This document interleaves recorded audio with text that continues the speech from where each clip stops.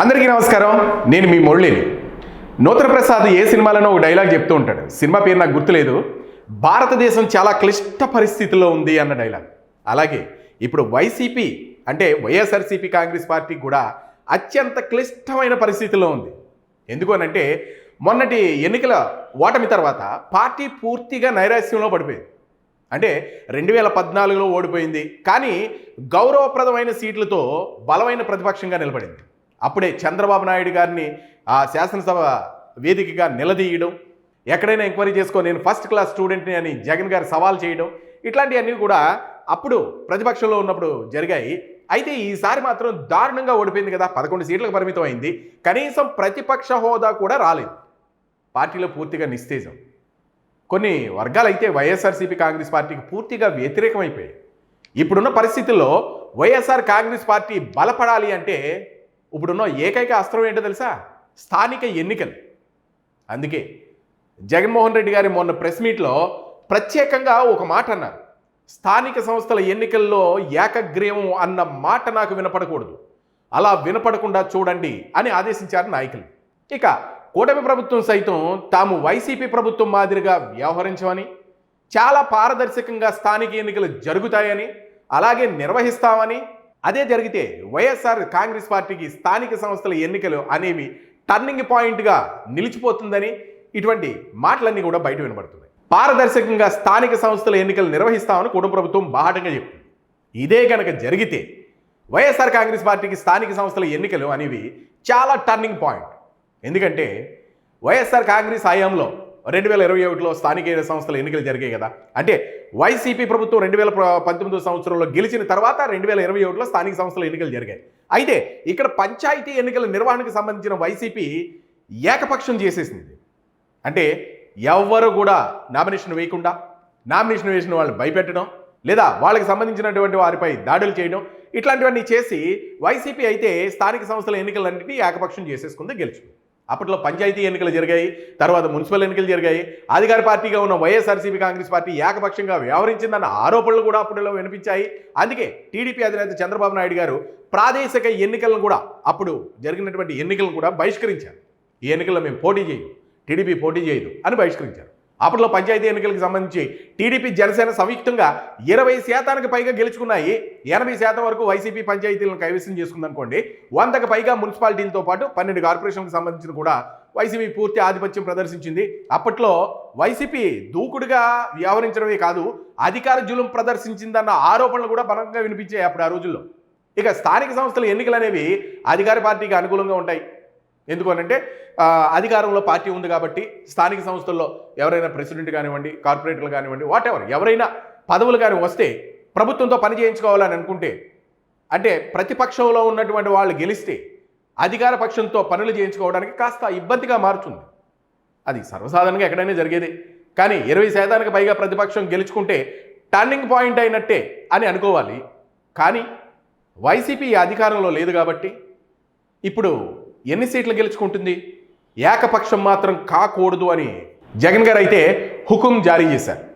అయితే ఇక్కడ కూటమి ప్రభుత్వం స్థానిక సంస్థల ఎన్నికలకు సిద్ధం పడుతుంది. ప్రత్యేకంగా ఇక్కడే ఒక రకమైన ట్విస్ట్ ఉంది. చంద్రబాబు నాయుడు గారు ఇచ్చిన ట్విస్ట్ అనుకోండి, కేంద్ర ప్రభుత్వం ఇచ్చిన ట్విస్ట్ అనుకోండి, వాట్ ఎవర్, వైసీపీ ఇప్పుడు దడదళ్ళాడిపోతుంది, చాలా భయపడుతుంది. ఎందుకనంటే ప్రత్యేక ఓటర్ జాబితా సవరణ ప్రస్తుతం జరుగుతుంది కదా, అదేనండి సర్ SIR. వెంటనే సామాజిక పింఛన్లతో పాటు అనేక సంక్షేమ పథకాలకు సంబంధించినటువంటి ప్రకటనలు కూడా రానున్నాయి. అయితే సెప్టెంబర్ నుంచి డిసెంబర్ లోపు స్థానిక సంస్థల ఎన్నికలు పూర్తి చేయాలన్న ఆలోచనలో కూటమి ప్రభుత్వం ఉంది. ఇక ఇక్కడే ఉంది అసలైన కిటుకు. ఆంధ్రప్రదేశ్, తెలంగాణ రాష్ట్రాల్లో కేంద్ర ఎన్నికల సంఘం ప్రతిష్టాత్మకంగా చేపట్టిన ఓటర్ల జాబితా ప్రత్యేక సమగ్ర ప్రక్షాళన ఇప్పుడు రాజకీయ వర్గాల్లో హాట్ టాపిక్ అయిపోయింది. నేను అన్నమాట మీకు అర్థమైందా? నేను మరొకసారి చెప్తున్నా. మొన్న పశ్చిమ బెంగాల్లో ఎన్నికలు జరిగాయి. ఎన్నికలు జరిగిన తర్వాత అధికారి సువేంది గెలిచిన తర్వాత మీరు ఇన్స్టా రీల్లో కానివ్వండి, యూట్యూబ్ ఛానల్లో కానివ్వండి, సోషల్ మీడియాలో రోహింగ్యాలు అందరూ కూడా నెత్తి మీద లగేజ్ పెట్టుకుంటూ, బట్టల మూటలు పెట్టుకుంటూ, వాళ్ళకి కావాల్సినటువంటి ఆ సామాన్లన్నీ తీసుకుని బంగ్లాదేశ్ పారిపోతున్నటువంటి వీడియోలు వైరల్ అయ్యాయి. మీరు గమనించారా? అవన్నీ ఏంటి అంటే మమతా బెనర్జీ దొంగ ఓట్లను క్రియేట్ చేసి, దొంగ ఆధార్ కార్డులను క్రియేట్ చేసి, దొంగ గవర్నమెంట్ ధృవీకరణ పత్రాలు అక్కడ విచ్చలవిడిగా అంటే 10,000 ఇస్తే ఆధార్ కార్డు, 5,000 ఇస్తే అక్కడ నేటివిటీ సర్టిఫికెట్, లేదా ఇంకొక 15,000 ఇస్తే అక్కడ పుట్టినటువంటి బర్త్ సర్టిఫికెట్, ఇటువంటివన్నీ కూడా చాలా విచ్చలవిడిగా దొరికాయి. అందుకనే లక్షల్లో పశ్చిమ బెంగాల్ రాష్ట్రంలో బంగ్లాదేశ్ నుంచి రోహింగ్యాలు కొన్ని లక్షల మంది వచ్చి అక్కడ స్థానికంగా బస ఏర్పాటు చేసుకోవడం, మరి వాళ్ళందరూ కూడా పశ్చిమ బెంగాల్ ఎన్నికల్లో ముఖ్య భూమికను పోషించడం కూడా జరిగిపోయింది. ఎప్పుడైతే అధికారం చేపట్టారో మొత్తం వీళ్ళందరినీ కూడా బియ్యంలో రాళ్ల బిడ్డలను వేరి పాడేశారు. ఇప్పుడు జరుగుతున్నటువంటి ప్రక్షాళన అదే. దాన్ని బేస్ చేసుకుని ఇప్పుడు సార్ అనేది కూడా తెర మీదకి రావడం జరిగింది. ఎప్పుడైతే ఇలా జరిగిందో, మమతా బెనర్జీ చేసినటువంటి ఈ దురాఘాతాలను ఎప్పుడైతే ఈ అధికారి సువేంది బయట పెట్టారో, ఇప్పుడు మొత్తం అన్ని చోట్ల కూడా ఇలా ఉండొచ్చు కదా. ఎందుకు ఇలా చనిపోయిన వాళ్ళు ఓట్లు వేరే వాళ్ళు వేయడం, లేదు వేరే చోట్లకు వెళ్ళిపోయిన వాళ్ళు ఓట్లు ఇక్కడున్న వాళ్ళు వేయడం, ఇలాంటివన్నీ కూడా జరుగుతున్నాయేమో. అసలు ఈ ఎలక్షన్ జరిగేటటువంటి ప్రక్రియ చాలా ట్రాన్స్పరెంట్గా జరిగితే బాగుంటుందేమో అని కేంద్ర ప్రభుత్వం దగ్గర నుంచి వచ్చినటువంటి ఈ విధానం ఇప్పుడు రాష్ట్ర ప్రభుత్వంలో ప్రతిపక్షాలన్నింటికి కూడా చెమటలు పట్టించేస్తుంది. నిజంగా చెప్పాలి అని అనుకుంటే ఇప్పుడు ఈ సర్వే ప్రక్రియ ప్రారంభం కాగానే అటు ఆంధ్రప్రదేశ్లో వైఎస్ఆర్సీపీ, ఇటు తెలంగాణలో బీఆర్ఎస్ కాంగ్రెస్ పార్టీలో అధికార పక్షాలు ఓట్ల తొలగింపుకు పాల్పడుతున్నాయంటూ ఆరోపణలు గుప్పించేయడం ప్రారంభించేశాయి. ఈ సర్ ప్రక్రియపై ఇతర పార్టీలు ఇంతగా కంగారు ఎందుకు పడుతున్నాయంటే, వెనుక తాము గతంలో చేర్పించినటువంటి దొంగ ఓట్లు ఉంటాయి కదా, బినామీ ఓట్లు ఎక్కడ ఎగిరిపోతాయన్నో అంతర్గత భయమే ప్రధాన కారణమని రాజకీయ విశ్లేషకులు చెబుతున్నారు. ఇక తెలంగాణలో చొరబాటుదారులు ఎవరూ ఉండరు అనుకోండి, కంగారు ఎందుకు, ఎవరూ ఉండరు. కానీ కేంద్ర ఎన్నికల సంఘం పర్యవేక్షణలో బూత్ లెవెల్ అధికారులు నిర్వహిస్తున్నటువంటి ఈ సర్వే అత్యంత పారదర్శకంగా డిజిటల్ టెక్నాలజీ ఆధారంగా సాగుతుంది. అయితే ఇందులో ఎవరైతే అర్హులు ఉంటారో వాళ్ళకి అంటే నిజమైన ఓటర్ ఎవరైతే ఉంటారో వాళ్ళ ఓటు ఎవరో తొలగించరు. స్థానికంగా ఎవరైతే ఉన్నారో వాళ్ళ ఓట్లు తొలగించుకోవడానికి అవ్వవు. బ్రతుకున్న వాళ్ళ ఓట్లు తొలగించడం అసలే అవ్వదు. కానీ చనిపోయిన వాళ్ళ ఓట్లు, ఒకే వ్యక్తికి 2-3 ఓట్లు, డబుల్ ఎంట్రీలు, శాశ్వతంగా ఇతర ప్రాంతాలకు వలస వెళ్ళిపోయిన వారు ఓట్లను మాత్రమే నిబంధనలకు ప్రకారంగా క్షేత్రస్థాయి పరిశీలన తర్వాత తొలగిస్తారు. అది సరి యొక్క ముఖ్య ఉద్దేశం. ఇది ఒక సాధారణ చట్టబద్ధ ప్రక్రియ మాత్రమే. భారతదేశంలో పశ్చిమ బెంగాల్ లేదా ఈశాన్య రాష్ట్రాల వంటి సరిహద్దు ప్రాంతాల్లో నేను ఇందాక చెప్పినట్టు బంగ్లాదేశ్ చొరబాటుదారులు, అక్రమ ఓటర్ల గుర్తింపు ఎక్కువగా కంగారు, ఉద్రిక్తత ఉంటుంది తప్ప మరి ఇప్పుడు 2 తెలుగు రాష్ట్రాల్లో అంతగా ఆందోళన చెందాల్సిన అవసరం ఏముంటుంది? వైసీపీ ఎందుకు అంత కంగారు పడుతుందయ్యా అంటే, వైఎస్ఆర్సీపీ, బీఆర్ఎస్ వంటి ప్రాంతీయ పార్టీలు ఈ సర్వేపై విపరీతమైన చర్చ చేయడం వెనుక ఓటమి నైరాశ్యం స్పష్టంగా కనిపిస్తుంది అని చెప్తున్నారు. అంటే స్థానిక సంస్థల ఎన్నికల్లో మేము ఓడిపోతాం, ఎలాగూ కూడం ప్రభుత్వం మమ్మల్ని గెలవనివ్వదు, కానీ దానికి కుంటి సాకుగా చూపించాలి అని అంటే ఈ సరళి చూపించాలి.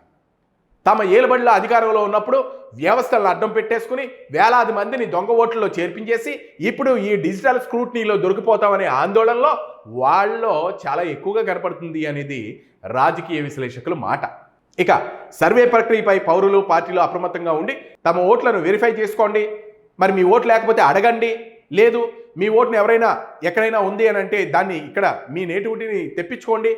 ఎలాంటి తప్పు లేదు అలాంటి వాటిలో.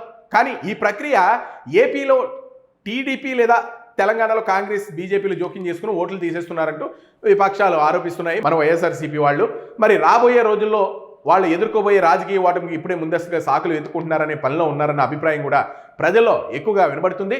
అయితే కేవలం ఎన్నికల సంఘం మార్గదర్శకాలు మాత్రమే బిఎల్ఓలు అమలు చేస్తారు. తమ ప్రతినిధులను పార్టీలు పెట్టుకుని పరిశీలించుకోవచ్చు. అలాగే పొలిటికల్ పార్టీలు ఏవైతే ఉన్నాయో వాళ్ళు కూడా వచ్చి చూసుకోవచ్చు. ఇక పొలిటికల్ మైండ్ గేమ్లు, బురదజల్లే ఆరోపణలు పక్కన పెట్టేయండి. తమ క్యాడర్ను అప్రమత్తం చేసి విలువైన ఓటర్ల నమోదుపై దృష్టి పెడితే మంచిది అన్న మాటలు కేంద్ర ప్రభుత్వం దగ్గర నుంచి, అలాగే ఎలక్షన్ కమిషన్ దగ్గర నుంచి వస్తున్నటువంటి అభిప్రాయం. అయితే టెక్నాలజీ ఆధారంగా జరిగే ఈ దొంగ ఓట్ల ఆపరేషన్లో విపక్షాలు అసలు రంగు క్షేత్రస్థాయిలో మరింతగా బయటపడడం ఖాయమని అనుకోవచ్చు. ఎందుకు అనంటే ముఖ్యంగా మొన్న మధ్యన పులివెందుల్లో జరిగినటువంటి మున్సిపల్ ఎన్నికల్లో వైసీపీ నాయకులు ఓడిపోవడానికి ముఖ్య కారణం కూడా ఇదే. ఆ భయమే ఇప్పుడు జగన్మోహన్ రెడ్డి గారికి పట్టుకుంది. ఎందుకు అనంటే పులివెందుల్లో కూడా మనం సీట్ని కైవసం చేసుకోలేకపోవచ్చు, మన వాళ్ళు గెలవలేకపోవచ్చు. ఇప్పుడు ఉన్నటువంటి దొంగ ఓట్లన్నీ తీసేస్తే మన పరువు ఏమైపోతుందో, ఇప్పటికే 11కి పరిమితం అయిపోయావు, ఇప్పుడు కనీసం ఒక సీటు కూడా రాకపోతే ఏంటి అన్న డైలమాలో పడిపోయారట. ఇక్కడ ఉన్న నాయకులందరూ డైలమాలో పడిపోతే చంద్రబాబు నాయుడు గారు మేము చాలా పారదర్శకంగా అంటే ఏకపక్షంగా మేము వ్యవహరించడం కానీ, నామినేషన్ వేసిన వాళ్ళని తీసుకోండి అని భయపెట్టడం కానీ, అంటే 2021లో మీరు చేసినటువంటి దురాఘాతాలు మేము చెయ్యం. ఇప్పుడు స్థానిక సంస్థల ఎన్నికలన్నీ చాలా ట్రాన్స్పరెంట్గా జరుగుతాయి. ఎవరికి ఎంత మద్దతు ఉందో ఈ ఎన్నికల ద్వారా తెలుసుకోవచ్చు. అంతేగాని మేము ఎటువంటి దురాఘాతాలు చెయ్యం. మరి రాజ్యాంగబద్ధంగానే ఎన్నికలు జరుగుతాయని బాహాటంగా చంద్రబాబు నాయుడు గారు చెప్తున్నారు. అయితే ఇంకా వైసీపీకి భయం ఎందుకయ్యా అంటే, ఇక్కడ చేర్పించినటువంటి దొంగ ఓట్లు ఏవైతే ఉన్నాయో వాటన్నింటినీ సర్వేదికగా తీసేయడం జరుగుతుంది. 50,000 కావచ్చు, 1,00,000 కావచ్చు, 2 లక్షలు కావచ్చు, వాట్ ఎవర్. అక్కడ ఉన్నటువంటి దొంగ ఓట్ల ఫిగర్ ఎంత అయితే ఉందో అన్ని దొంగ ఓట్లు కూడా ఈ తొలగించడం క్షేత్రస్థాయిలో జరుగుతుంది. దాని గురించి ఇప్పుడు స్థానిక సంస్థల ఎన్నికల్లో ఓటమి పాలవుతామన్న భయం వైసీపీ నాయకుల్లో కనబడుతుంది అన్నది క్షేత్రస్థాయిలో రాజకీయ విశ్లేషకులు అంటున్నటువంటి మాట. ఇప్పుడు స్థానిక సంస్థల ఎన్నికలు వచ్చి మనకి నవంబర్, డిసెంబర్ నెలలో జరుగుతాయి. అయితే ఏది ఏమైనా వైఎస్ఆర్ కాంగ్రెస్ పార్టీకి మాత్రం అనుకూలించే అంశమే అని చెప్పుకోవచ్చు ఈ స్థానిక సంస్థల ఎన్నికలు. ఎందుకనంటే చంద్రబాబు నాయుడు గారు చెప్పారు ట్రాన్స్పరెంట్గా జరుగుతాయి. అప్పట్లో వైసీపీ వ్యవహరించినట్లుగా మా ప్రభుత్వం కూడా వ్యవహరించడానికి చంద్రబాబు నాయుడు గారు పారదర్శకంగా ఎన్నికలు నిర్వహిస్తామని కూడా చెప్పుకుని వస్తున్నారు. కానీ వైఎస్ఆర్ కాంగ్రెస్ పార్టీ 20% పైగా స్థానిక సంస్థలను కైవసం చేసుకుంటే ఆ పార్టీకి ప్లస్ పాయింట్ అవుతుంది. అంటే జనాల్లో ఓహో వైఎస్ఆర్సీపీ పార్టీ ఉందిరా, ఇంకా ప్రజలు ఆదరిస్తున్నారు అని అనుకుంటారు. లేదా మొన్న వైజాగ్ ఎక్కడికో స్టీల్ ప్లాంట్ దగ్గరికి వెళ్తే అక్కడికి జనాలందరూ వస్తే కూట ప్రభుత్వం కూడా ఆశ్చర్యపోయింది. ఓహో జగన్ గారికి ఇంత ఫాలోయింగ్ ఉందా అని. తర్వాత అప్పుడు బయటికి తెలిసింది సోషల్ మీడియాలో, ఏమీ లేదండి 200 రూపాయలు ఇస్తా ఉన్నారండి, జెండా పట్టుకుందామని వచ్చామండి, మాకేం తెలుస్తుందండి అతగాని చూద్దామన్నట్టు మేము రాలేదండి, జగన్ గారికి సపోర్ట్ చేద్దామని మేము రాలేదండి అని అక్కడ వచ్చినటువంటి ఆ మహిళలు ఎవరైతే ఉన్నారో వాళ్ళు చెప్తే అవ్వక్కయ్యారు అందరూ కూడా. కానీ వైసీపీ ప్రభుత్వం మాత్రం ప్రజల్లోకి వెళ్ళి నవంబర్, డిసెంబర్లో ప్రజలు అభిమానాన్ని చూరుకొని 20% పైగా స్థానిక సంస్థలను కైవసం చేసుకోగలదా అంటే అది అనుమానమే. ఎందుకంటే ఇప్పటికి 3 పార్టీల మధ్య బంధం గట్టిగా ఉంది. బీజేపీ, తెలుగుదేశం, జనసేన. వైఎస్ఆర్ కాంగ్రెస్ పార్టీకి ఎట్టి పరిస్థితుల్లో అవకాశం ఇవ్వకూడదని కసి కూడా వాళ్ళ ఉంటుంది కదా నాయకుల్లో. మరి చూద్దాం ఏం జరుగుతుందో. స్థానిక సంస్థలని మరి అడ్డు పెట్టుకుని వైసీపీ ఇంకెంత గందరగోళం చేస్తుందో, ఇంకెన్ని మాటలను కూడా ప్రభుత్వం మీద విసురుతుందో మరి చూద్దాం. ఈ వీడియోపై మీ అభిప్రాయాలను కామెంట్ రూపంలో తెలియజేయండి. అలాగే వీడియోని లైక్ చేయండి, షేర్ చేయండి. Thank you.